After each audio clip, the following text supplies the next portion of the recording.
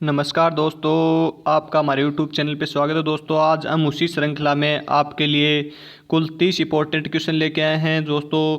और इन 30 क्वेश्चन के बाद में आपका 2 से 3 क्वेश्चन का टेस्ट होगा दोस्तों, जो आप ज़रूर यानी कि उन क्वेश्चन का आंसर कमेंट करें।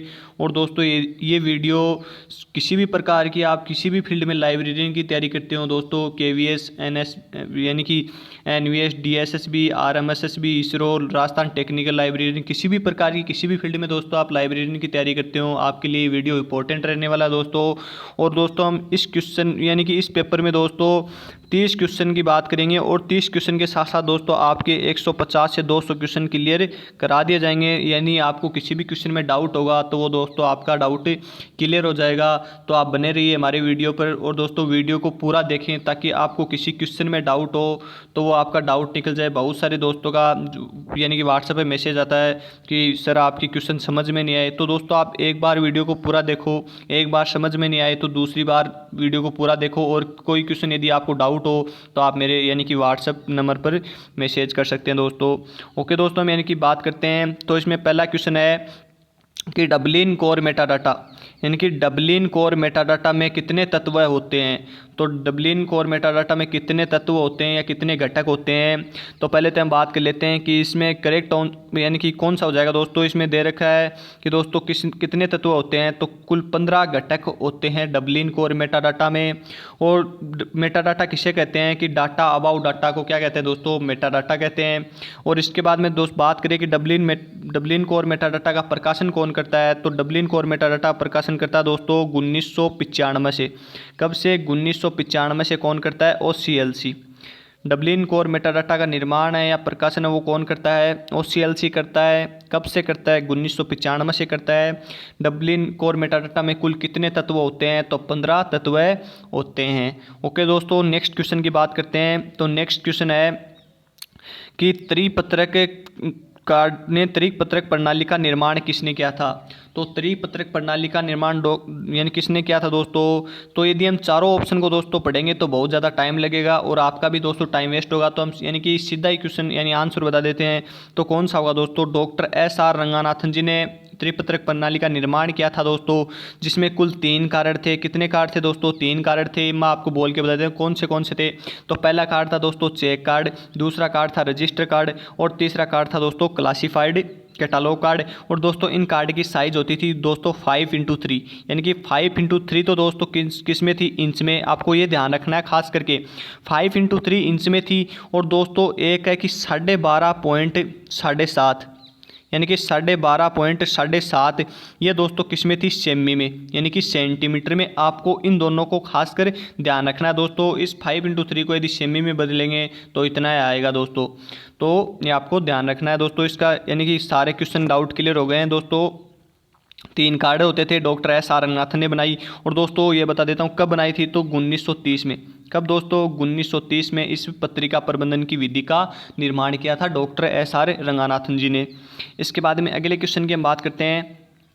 तो अगला क्वेश्चन है कि पुस्तक प्रोलेगामिना टू लाइब्रेरी क्लासिफिकेशन किसके द्वारा लिखी गई है। तो प्रोलेगामिना टू लाइब्रेरी क्लासिफिकेशन ये पुस्तक लिखी गई है 1937 में।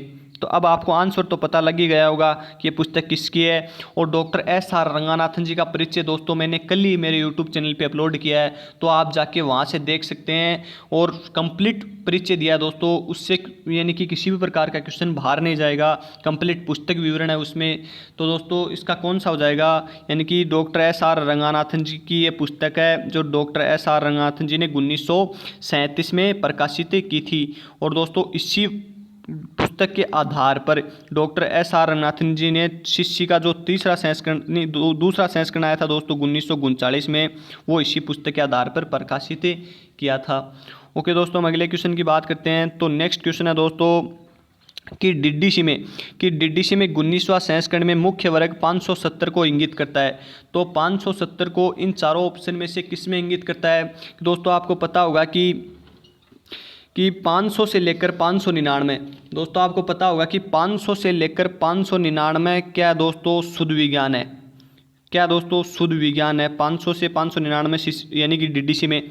तो दोस्तों शुद्ध विज्ञान में तो चारों ही ऑप्शन आएंगे, ये तो आपको भी पता है। लेकिन एग्जामिनर ने थोड़ा सा घुमा दिया कि 570 से हम किसको इंगित करेंगे, तो किसको इंगित करेंगे दोस्तों, जीव विज्ञान को हम 570 से इंगित करेंगे, जो कि 500 से लेकर 599 के बीच आता है।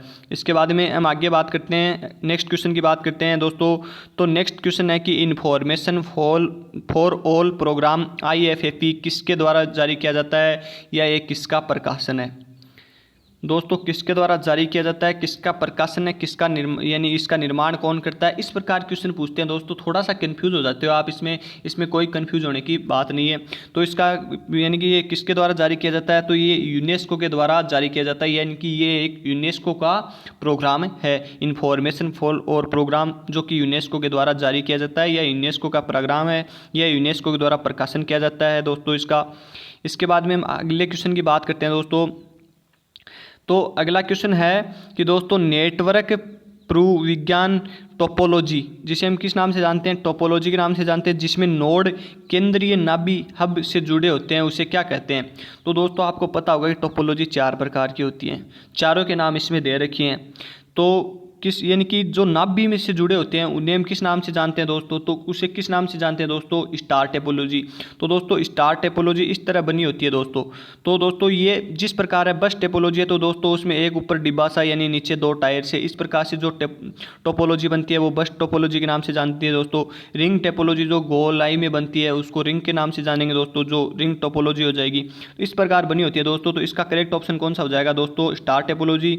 और दोस्तों जो मेश टोपोलॉजी होती है, मेश टोपोलॉजी होती है, इसमें दोस्तों 2 या 2 से अधिक कंप्यूटर नेटवर्कों को जोड़ा जाता है, इस प्रकार से होती है दोस्तों।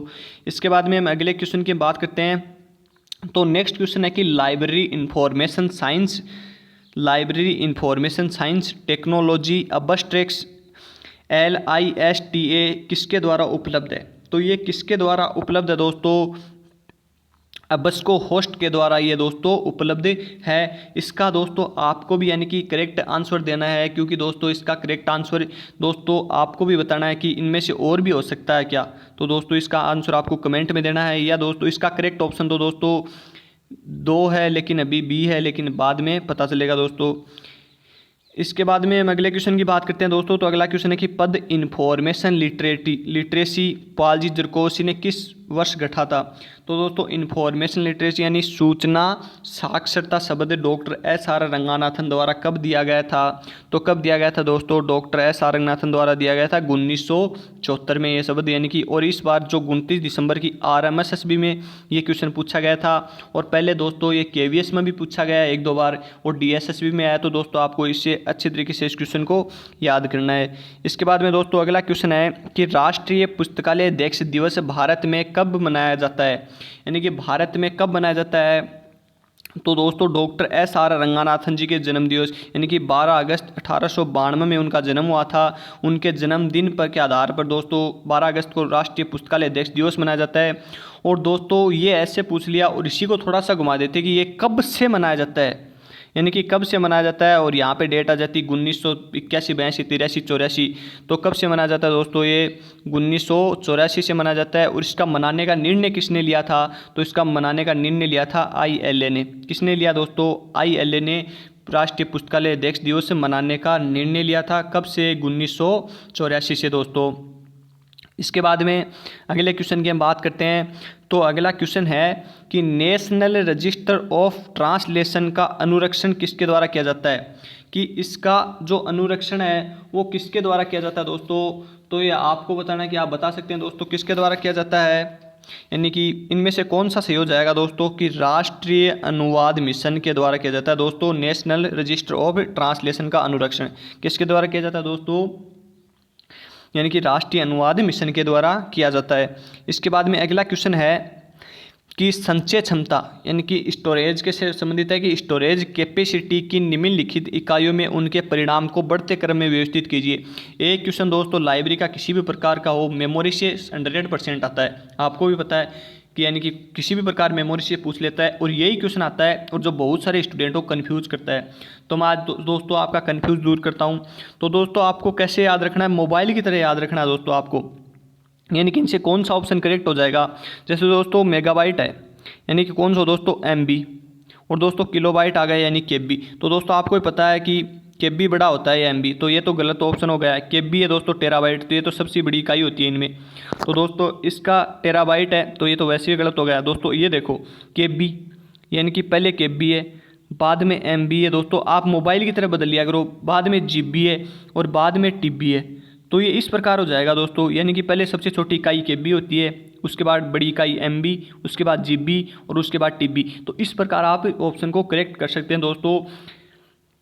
और दोस्तों इन इकाइयों को आप एक बार रट लीजिए, ये हर एग्जाम में किसी भी प्रकार का लाइब्रेरियन का एग्जाम हो, एक क्वेश्चन या दो क्वेश्चन तो 100% पूछे जाते हैं, किससे, यानी कि स्टोरेज कैपेसिटी से।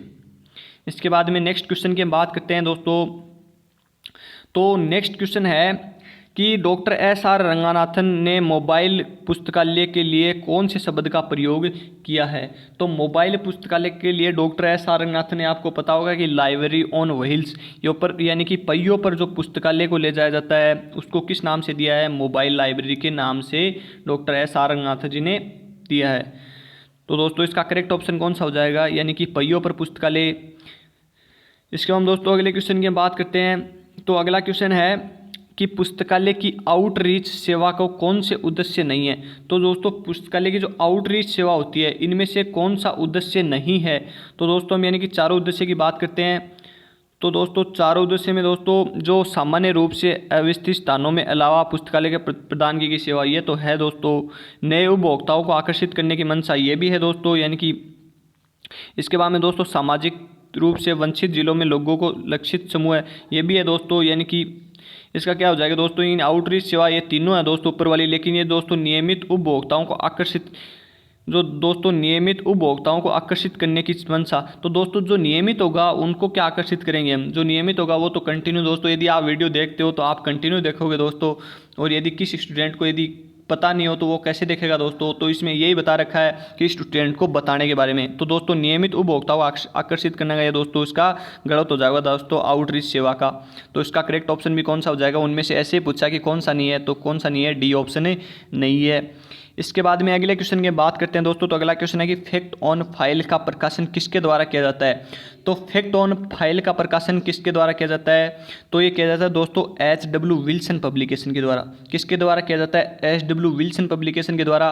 दोस्तों आपको यदि किसी भी प्रकार यदि अच्छा पढ़ा है आपने, तो आपको याद लेते ही दोस्तों नाम आ जाएगा। इस एच.डब्ल्यू. विल्सन पब्लिकेशन ही दोस्तों लाइब्रेरी लिटरेटी का प्रकाशन करता है। लाइब्रेरी लिटरेटी का प्रकाशन कौन करता है दोस्तों, एच.डब्ल्यू. विल्सन पब्लिकेशन ही करता है।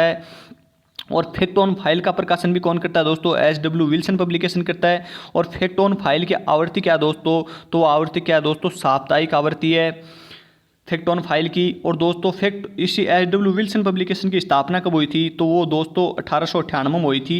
यानी कि 1898 में विलियम विल्सन के द्वारा इसकी स्थापना की गई थी। और कहाँ पे की गई थी, न्यूयॉर्क अमेरिका में इसकी स्थापना की गई थी दोस्तों। इसके अलावा इसकी कोई जानकारी नहीं है। यानी कि फैक्ट ऑन फाइल का आपको पता चल गया। लाइब्रेरी लिटरेटी का प्रकाशन भी एच.डब्ल्यू. विल्सन पब्लिकेशन करता है, फैक्ट ऑन फाइल का भी यही करता है। और इसकी फैक्ट ऑन फाइल की आवृत्ति क्या है दोस्तों, तो साप्ताहिक आवृत्ति है। ओके दोस्तों इस क्वेश्चन के बारे में कंप्लीट जानकारी हो गई। हमें अगले क्वेश्चन नेक्स्ट क्वेश्चन की बात करते हैं। और यदि दोस्तों हमारा वीडियो आपको अच्छा लगे तो लाइक ज़रूर कीजिए दोस्तों, और अपने जो भी लाइब्रेरी के स्टूडेंट हैं उनको शेयर कीजिए, ताकि उनको भी पता चले कि दोस्तों वीडियो में यानी कि कुछ सीखने को मिलेगा। इसके बाद में अगले क्वेश्चन की बात करते हैं। तो अगला क्वेश्चन है दोस्तों CCC में संस्करण 5 में जो जे किससे संबंधित है। तो दोस्तों जो दोस्तों डॉक्टर एस.आर. रंगनाथन की पुस्तक है 1934 की क्लासिफाइड कैटालॉग कोड, यानी कि CCC, उसमें से जो जे है वो किससे संबंधित है, तो किससे संबंधित है दोस्तों, जो नामों के अभिकल्पन है दोस्तों, नामों के अभिकल्पन से संबंधित है दोस्तों CCC में संस्करण 5। इसके बाद में अगले क्वेश्चन की हम बात करते हैं दोस्तों। तो अगला क्वेश्चन है कि ड्यूई दशमलव वर्गीकरण के इलेक्ट्रॉनिक संस्करण को जाना जाता है। तो दोस्तों जो इलेक्ट्रॉनिक संस्करण है ड्यूई दशमलव यानी कि DDC का, उसको किस नाम से जानते हैं। तो दोस्तों इसमें राइट आंसर माना गया है किसको, वेब डेवी को। और दोस्तों राइट आंसर वेब डेवी को माना गया है, जो सन 2000 में प्रकाशित हुआ था। और दोस्तों जो इलेक्ट्रॉनिक ड्यूई है वो 1993 में प्रकाशित हुआ। और इसके बाद दोस्तों एक संस्करण 1996 में हुआ, वो कौन सा था, डेवी फॉर विंडो। तो दोस्तों इसका करेक्ट ऑप्शन कौन सा माना गया है, वेब डेवी के नाम से माना गया है। और क्यों माना गया है, क्योंकि दोस्तों यहाँ इलेक्ट्रॉनिक संस्करण दे रखा है और इलेक्ट्रॉनिक ड्यूई दे रखा है, तो ये उन्होंने गलत माना है। जो KVS का पेपर है 2018 का 23 दिसंबर वाला, उसमें दिया गया है ये क्वेश्चन। तो दोस्तों इसका करेक्ट आंसर आपको भी कौन सा करके आना है, वेब ड्यूई करके आना, जो 2000 में प्रकाशित हुआ था। 1993 में इलेक्ट्रॉनिक ड्यूई प्रकाशित हुआ। 1996 दोस्तों ये 1996 में कौन सा हुआ, डेवी फॉर विंडो प्रकाशित हुआ था। इसके बाद में अगले क्वेश्चन की बात करते हैं। तो नेक्स्ट क्वेश्चन है कि राजस्थान सार्वजनिक पुस्तकालय अधिनियम कब यानी कि पारित हुआ था। तो राजस्थान में सार्वजनिक पुस्तकालय अधिनियम दोस्तों कब पारित हुआ था दोस्तों, 24 अप्रैल 2006 को राजस्थान में सार्वजनिक पुस्तकालय अधिनियम पारित हुआ था। इसके बाद में दोस्तों अगले क्वेश्चन की बात करते हैं। तो अगला क्वेश्चन है कि दोस्तों आपको इसको अच्छे से दोस्तों याद रखना है कि ड्यूई दशमलव वर्गीकरण पद्धति का स्वामित्व है OCLC के पास कब से है। UGC नेट का तो फेवरेट क्वेश्चन है ये, पहले बता देता हूँ आपको। और दोस्तों इसका कौन सा आ जाएगा कि यानी OCLC कब से दोस्तों, तो दोस्तों OCLC के पास DDC के कॉपीराइट हैं वो कब से हैं, 1988 से हैं।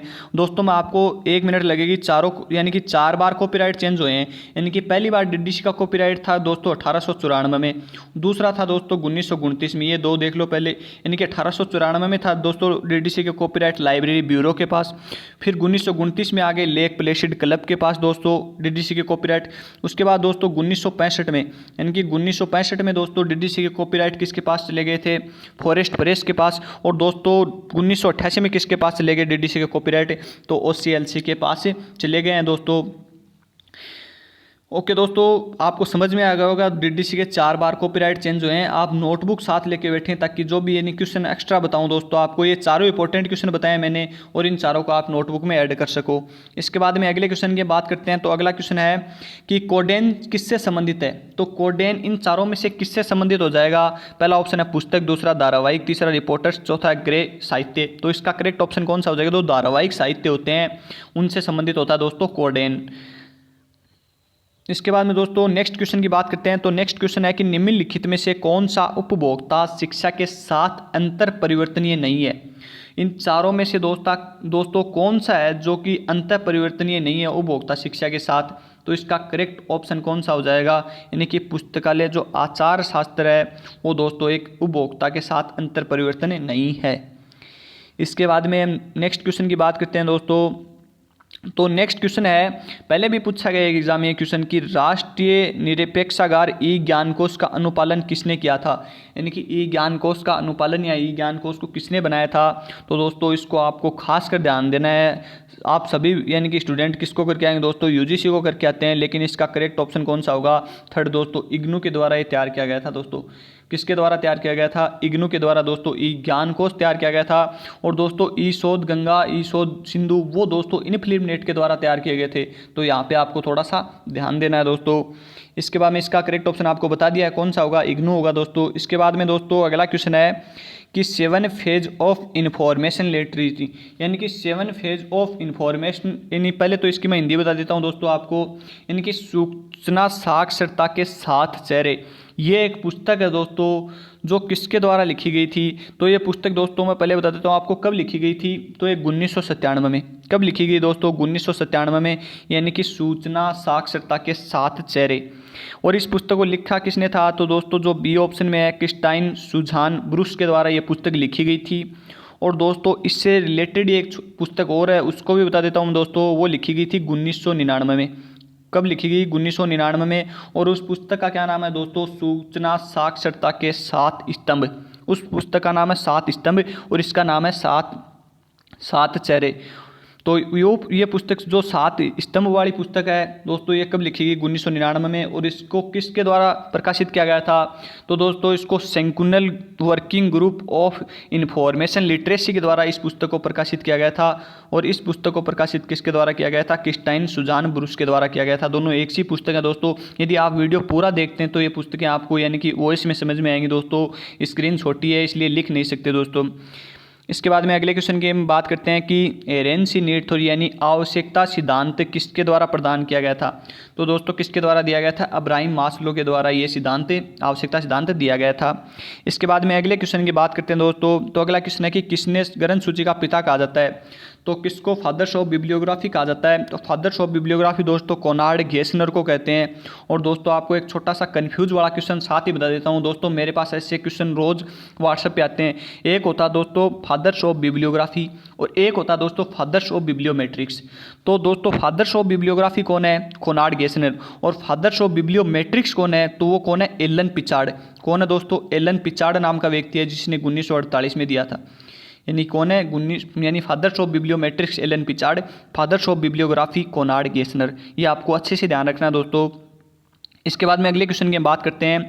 तो अगला क्वेश्चन है कि द्विबिंदु वर्गीकरण छठा संस्करण काल अनुसूची में प्रतीक एल किसका प्रतिनिधित्व करता है? तो दोस्तों शिष्य में जो एल होता है वो किस सन का प्रतिनिधित्व करता है? तो किस सन का करता है दोस्तों? 1700 लेकर 1799 के बीच का जो काल है उसको एल से प्रदर्शित करते हैं।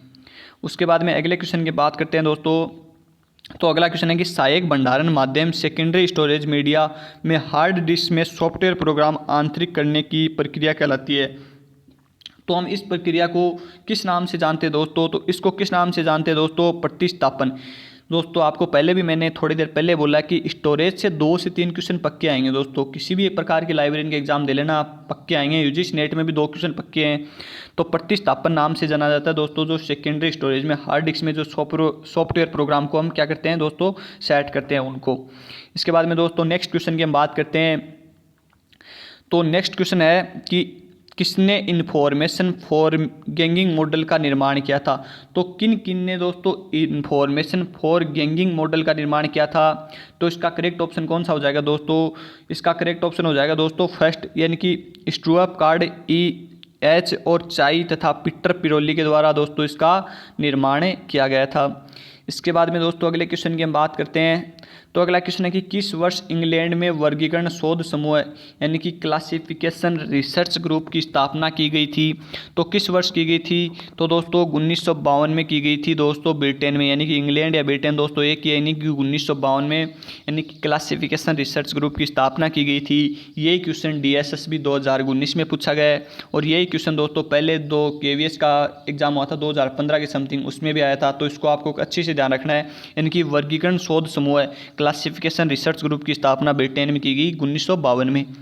इसके बाद में अगले क्वेश्चन की हम बात करते हैं दोस्तों। तो अगला क्वेश्चन है कि यूनिवर्सल डेसिमल क्लासिफिकेशन UDC पद्धति किसका उदाहरण है? तो पहले तो दोस्तों इसका करेक्ट ऑप्शन की बात कर लेते हैं। तो एक किसका उदाहरण है दोस्तों? एक लगभग पक्षात्मक वर्गीकरण पद्धति का उदाहरण है। और दोस्तों UDC को कब बनाया गया था? तो 1895 में बनाया गया था। पॉल हॉटलैंड प्लस हेनरी ला फोंटेन 2 व्यक्ति थे, दोनों का व्यवसाय वकील थे। जो भी दोस्तों मैं बात बोलता हूँ वो पूछी गई है, दोनों किस से संबंधित थे ये पूछा गया है। तो ये दोनों वकील थे, इनका व्यवसाय वकील था। 1895 में इन्होंने UDC की